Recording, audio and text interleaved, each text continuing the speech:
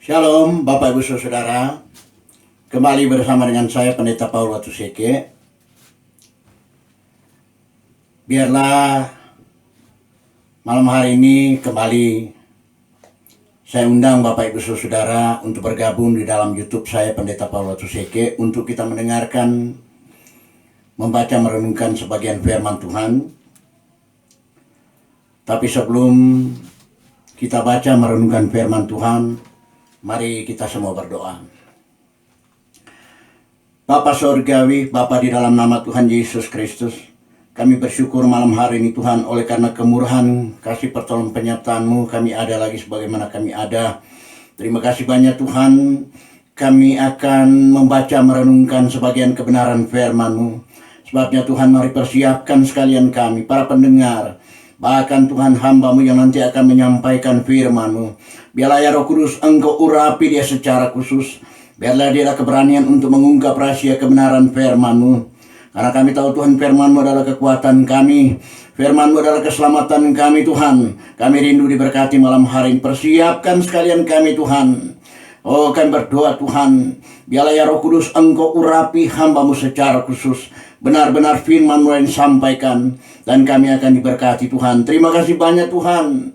Dan kalau ada kuasa kegelapan coba-coba menghadang, menghalang, merintangi pemberitaan firman-Mu, kami satu hati dalam nama Yesus Tuhan, Kau hancurkan kuasanya. Usir dia jauh dari kehidupan kami. Kawali pagi hari kami ini kuasa darah-Mu. Kami ada sukacita dan damai sejahtera.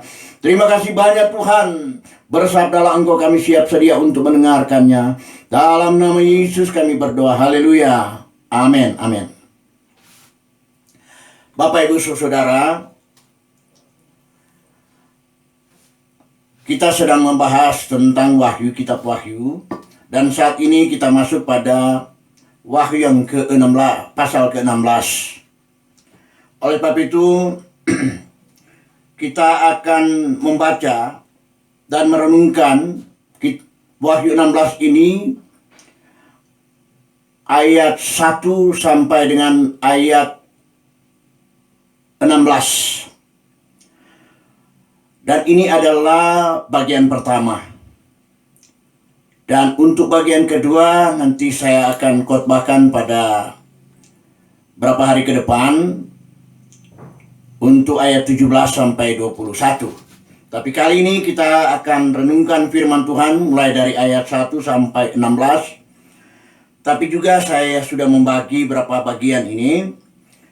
Kita akan membaca saja satu bagian, yaitu ayat 1 dan 2.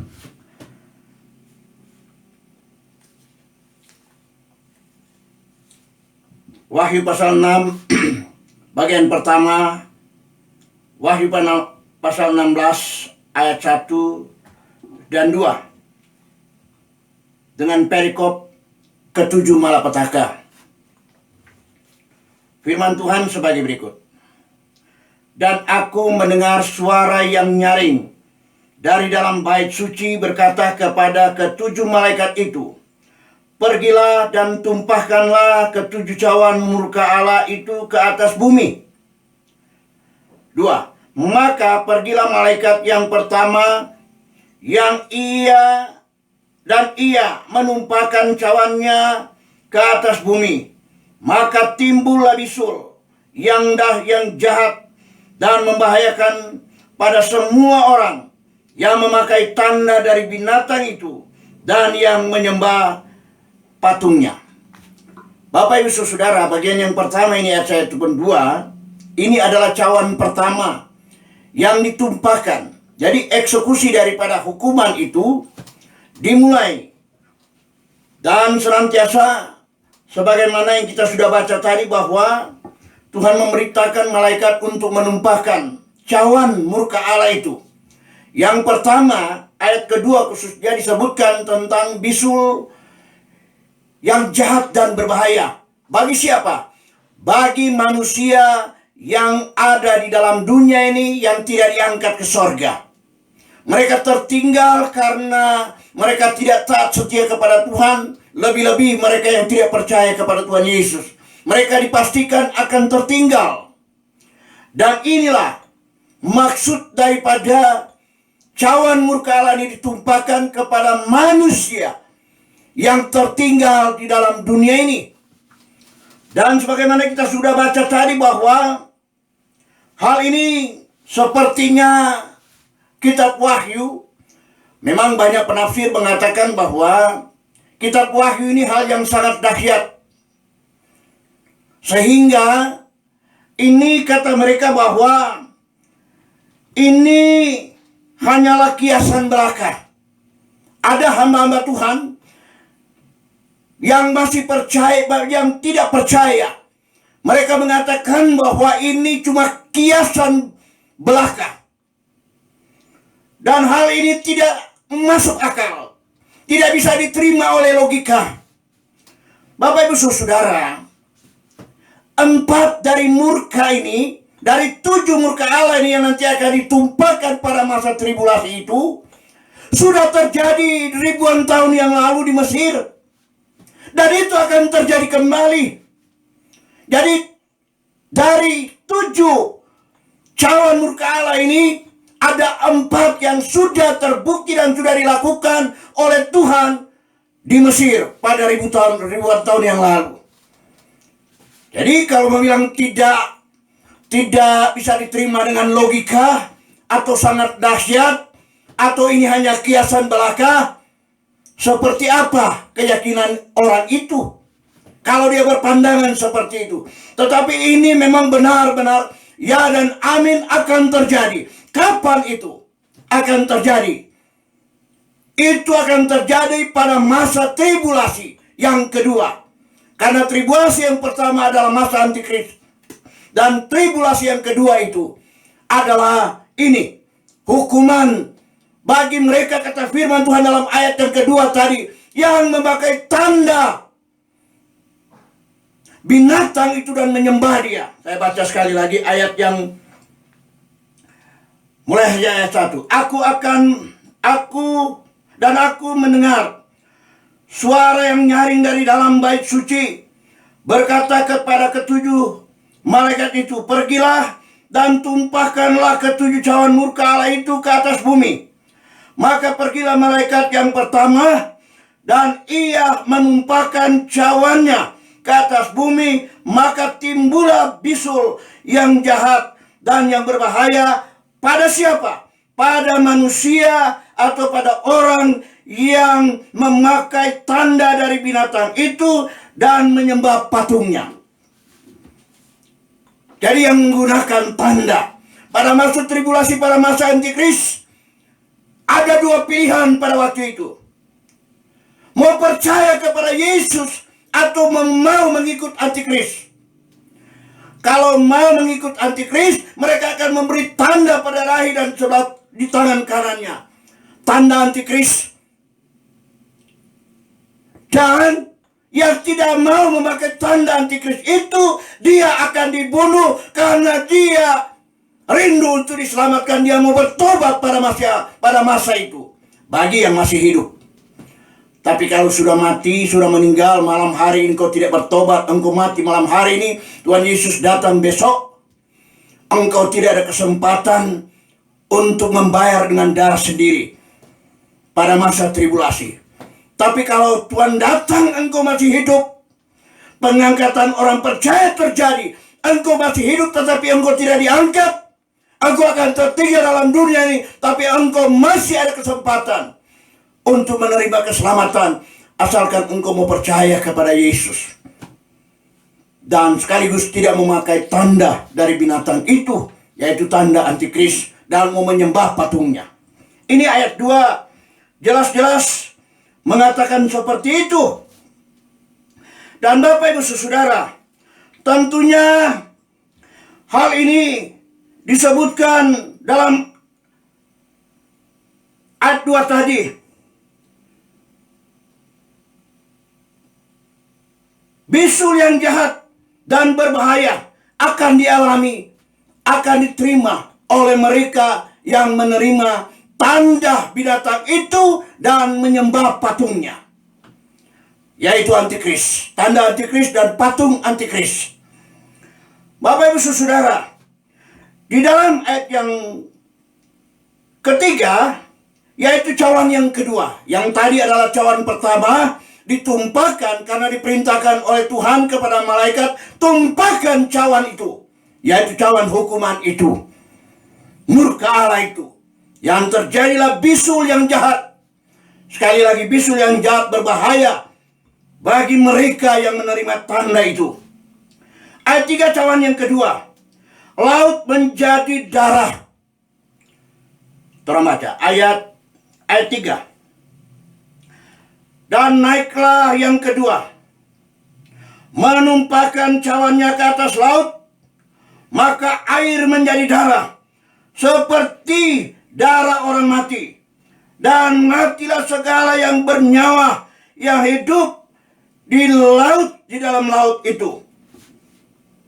Ini cawan yang kedua. Diperintahkan oleh Tuhan untuk menumpahkan cawan yang kedua ini, yaitu kata firman Tuhan sebagaimana kita baca bahwa cawan laut menjadi darah. Kalau orang menafsirkan, ada hamba Tuhan menafsirkan itu dahsyat, itu tidak bisa diterima oleh akal. Bukankah ini sudah pernah terjadi di Mesir? Dan ini tinggal mengulang pada masa depan. Dia akan terulang pada masa tribulasi. Dan itu tidak akan terjadi bagi saya dan saudara pada hari-hari terakhir ini. Tapi setelah kita diangkat ke surga, hal itu akan terjadi pada periode kedua. Masa atau tribulasi yang kedua itu, yaitu masa hukuman. Bapak Ibu Saudara, ayat 3 ini jelas bahwa dalam Wahyu 8 juga, waktu sangkakala, kalau ikuti khotbah saya pada waktu yang lalu, khususnya pada Wahyu pasal 8 itu, pada waktu sangkakala yang kedua dibunyikan, sepertiga laut menjadi darah. Jadi dalam Wahyu pasal 8, sepertiga dari laut menjadi darah. Tapi sekarang ini apa yang kita sudah baca tadi, pada masa hukuman itu seluruh laut menjadi darah. Bapak Ibu, kita bisa bayangkan bau daripada kematian semua makhluk, kata firman Tuhan, semua makhluk hidup yang ada di laut semuanya mati. Tolong bisa bayangkan kerusakan dunia pada waktu itu dan baunya yang luar biasa. Dan tentunya ini ya dan amin akan terjadi. Tetapi kita lihat bahwa setelah cawan itu dicurahkan, sekali lagi, seluruh atau semua laut menjadi darah. Bapak Ibu Saudara, dan kita lihat bahwa kalau sudah menjadi darah, artinya tidak ada siapapun atau tidak ada makhluk yang bisa hidup pada waktu itu. Dan kita lihat atas kematian makhluk-makhluk hidup pada waktu itu menimbulkan satu bau yang sangat luar biasa dan sangat hebat. Dan kita lihat kembali pada dalam ayat yang keempat dan 7, yaitu cawan yang ketiga. Kalau tadi laut menjadi darah, dalam cawan yang ketiga, yaitu sungai dan mata air menjadi darah. Hari itu baca di dalam ayat 4 sampai 7. Firman Tuhan berkata begini. Dan malaikat yang ketiga menumpahkan cawannya atas sungai-sungai dan mata air, dan semuanya menjadi darah. Dan aku mendengar malaikat yang berkuasa atas air itu berkata, adil engkau yang ada dan yang sudah ada, engkau yang kudus, yang telah menjatuhkan hukuman ini. Karena mereka telah menumpahkan darah orang-orang kudus dan para nabi. Engkau juga telah memberi mereka minum darah. Hal itu wajar bagi mereka. Ayat 7. Dan aku mendengar mezbah itu berkata,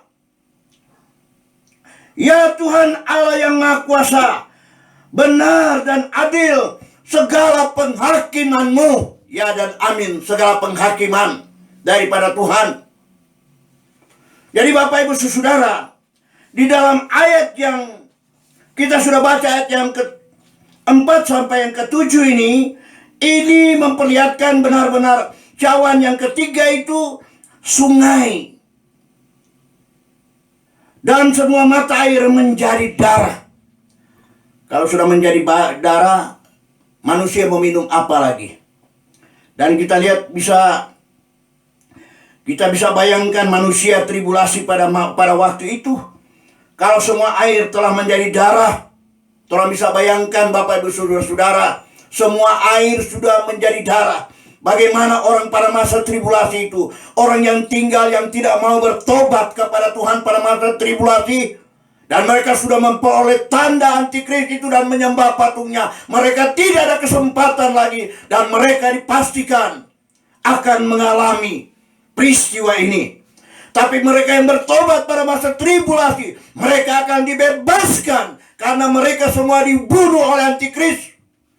Termasuk dua nabi yang sudah menginjil di tanah Israel, yaitu Musa dan Elia, dan 144.000 utusan dari suku-suku Israel yang sudah menginjil di seluruh dunia. Dan banyak orang percaya, bertobat pada masa tribulasi itu, pada masa antikris itu. Dan mereka akhirnya dibunuh oleh antikris, tapi mereka juga akan dibangkitkan oleh Tuhan, akan bersama dengan saya dan saudara yang sudah diangkat mendahului mereka semua. Orang sudah melalui pengangkatan atau rapture. Itu yang orang sedang tunggu-tunggu hari-hari ini. Mungkin sebentar malam, mungkin pagi-pagi buta, Tuhan akan datang. Oleh sebab itu orang bersiap-siap dan berjaga-jaga. Karena kapan bila mana dia datang, orang akan membuktikan bahwa orang sudah siap menghadapi akan atau menyambut kedatangannya di awan-awan untuk membawa kita dalam kerajaan surga yang kekal. Kemudian ayat 8 dan 9, yaitu cawan keempat. Cawan keempat, di sini matahari membakar manusia. Cawan yang keempat di pasal 8 dan 9, mari kita baca. Pasal 8 dan 9. Dan malaikat yang keempat menumpahkan cawannya ke atas matahari, dan kepadanya diberi kuasa untuk menghanguskan manusia dengan api. 9. Dan manusia dihanguskan oleh panas api yang dahsyat, dan mereka menghujat Allah yang berkuasa atas malapetaka itu, dan mereka tidak bertobat untuk memuliakan Tuhan.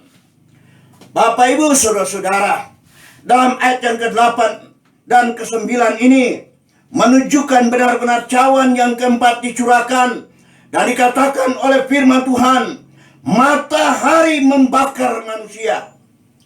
Bapak Ibu Saudara, masih ingat para pakar lingkungan hidup? Mereka tengah berbicara tentang adanya lubang di lapisan ozon. Kita ketahui bersama bahwa lapisan atau fungsi lapisan ozon itu adalah untuk mencegah serta menyaring sinar ultraviolet atau sinar matahari dan sinar radiasi lainnya yang membahayakan manusia. Jadi itu sebenarnya lapisan ozon itu dia berfungsi untuk menyaring sinar matahari atau ultraviolet itu. Tetapi persoalan di sini yaitu lapisan ozon sudah bocor dan matahari itu langsung dialami oleh manusia. Tidak ada lagi penyaringnya, Bapak Ibu Saudara. Karena kalau kita sudah baca tentang fungsinya tadi, dan kita lihat bahwa seluruh dunia juga Mereka sudah sepakat untuk menghentikan pemakaian gas industri yang dapat merusak lapisan ozon itu. Jadi dunia sudah sepakat untuk menghentikan pemakaian gas industri dan lain sebagainya untuk menghindari daripada lapisan ozon ini jangan sampai menjadi bocor. Dan kita lihat bahwa para ahli mengatakan atau mereka berpendapat bahwa untuk memulihkan lapisan ozon itu kembali kepada semula, dia memerlukan waktu 50 sampai 100 tahun baru dia kembali seperti semula. Tetapi mana mungkin? Mana mungkin? Karena dengan adanya letusan-letusan gunung api, justru ini akan memperparah daripada lapisan ozon itu. Akan lebih berbahaya. Dan sepertinya manusia dalam segala apa yang mereka pikirkan dan bicarakan, para ahli itu, tapi itu dipastikan tidak akan berhasil, Bapak Ibu Saudara. Karena firman Tuhan dengan tegas mengatakan, di dalam ayat 8 dan ke-9 tadi kita sudah membaca tentang hal ini. Jadi sepertinya sekali lagi manusia tidak akan dapat mencegah, sebab letusan-letusan daripada gunung api akan merusak lapisan ozon itu. Sebagaimana yang kita sudah baca ayat 8 dan ke-9 itu. Kemudian ayat yang ke-10 dan 11, yaitu kegelapan melanda dunia. Mari kita baca. Cawan yang kelima, kegelapan melanda dunia, ayat 10 sampai 11.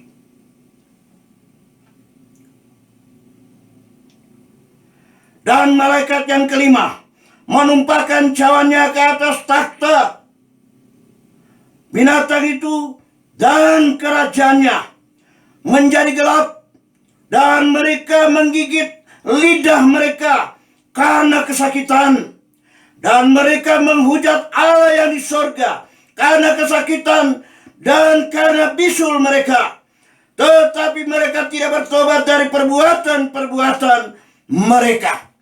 Jadi jelas ayat 10 dan ayat yang 11 bahwa kegelapan akan melanda dunia ini sebagaimana cawan yang kelima itu ditumpahkan. Dan kita lihat pada masa itu siang dan malam adalah gelap, kegelapan atau gelap gulita. Dan ini menyebabkan manusia yang ada dalam dunia, yang tertinggal di dunia ini, dan mereka telah menjadi, atau darah sudah menjadi, atau air telah menjadi darah, maka semua fasilitas penghasil daripada tenaga listrik tidak bisa berjalan, atau semua macet karena air telah menjadi darah. Karena air ini dia berfungsi untuk mendinginkan mesin, turbin dan lain sebagainya. Tetapi persoalannya air sudah menjadi darah, sehingga tidak bisa lagi melaksanakan, menjalankan mesin ini. Dan Bapak Ibu, sebab itu cairan pendingin yaitu air sudah menjadi darah. Dan kita lihat bahwa hal ini benar-benar nanti akan terjadi, dan itu akan dialami oleh orang yang tidak diangkat ke surga. Memang orang yang tidak percaya akan pengangkatan, tentang kedatangan Tuhan, pengangkatan orang percaya, mereka hidup dalam ketakutan sekalipun dia orang Kristen, karena dia tidak diajarkan dengan wahyu ini, bahwa ini benar-benar ini nanti akan terjadi bagi mereka yang tidak percaya dan tidak taat, tidak setia, tidak menghormati Tuhan. Mereka akan tertinggal. Orang yang percaya, saya dan saudara yang mau taat kepadanya, mempersiapkan jiwa kita gereja Tuhan untuk hari kedatangannya. Kita tidak akan mengalami ini. Sebabnya jangan takut, karena ini memang akan terjadi. Persoalan sekarang, apakah kita sudah siap jiwa kita berkenan kepada Tuhan, supaya manakala Dia datang pada kali yang kedua, Dia tidak mendapati kita bercacat celah, bernoda di hadapan Tuhan, tapi kudus dan suci. Saya sering dalam khotbah saya bicara soal kekudusan dan kesucian. Masih banyak orang Kristen merasa tabu, merasa kalimat atau kata-kata ini seperti hal yang aneh. Tetapi itulah yang harus dilakukan oleh orang percaya.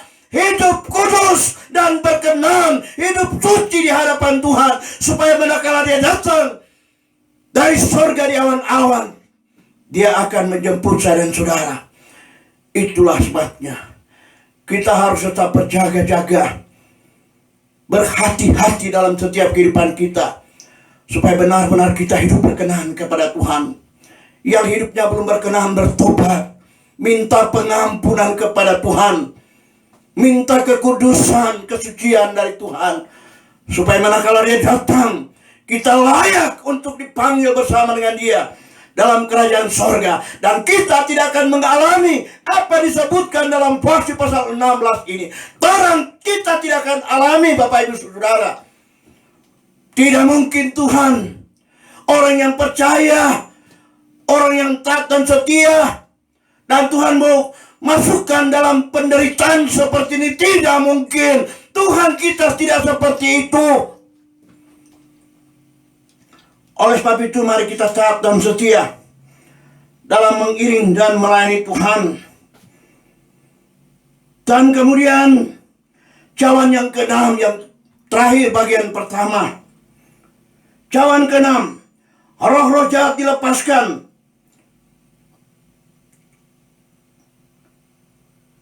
Mari kita baca mulai ayat 12 sampai 15.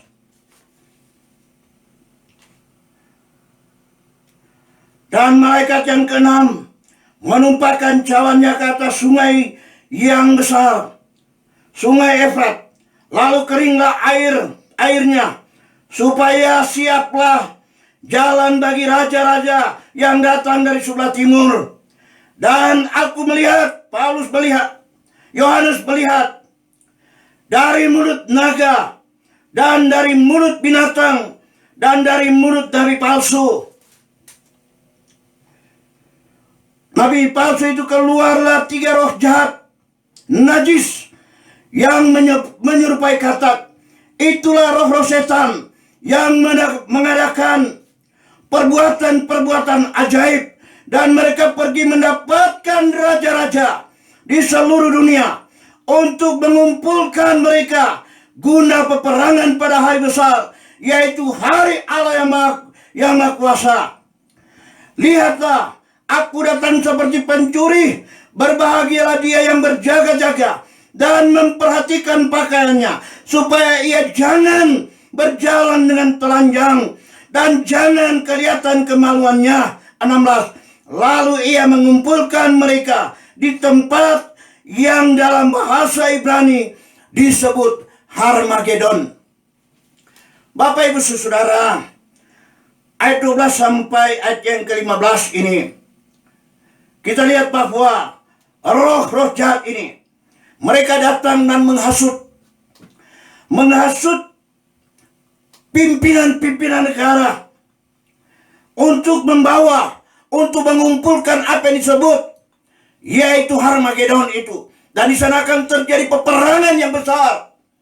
Dan kata firman Tuhan bahwa nanti pasukan tentara yang nanti akan menyerbu Israel pada waktu itu, yaitu kurang lebih 4 juta sampai 5 juta tentara akan mengepung dan menyerang Israel.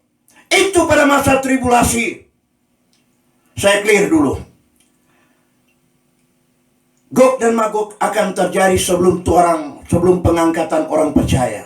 Itu akan terjadi pada saat-saat ini.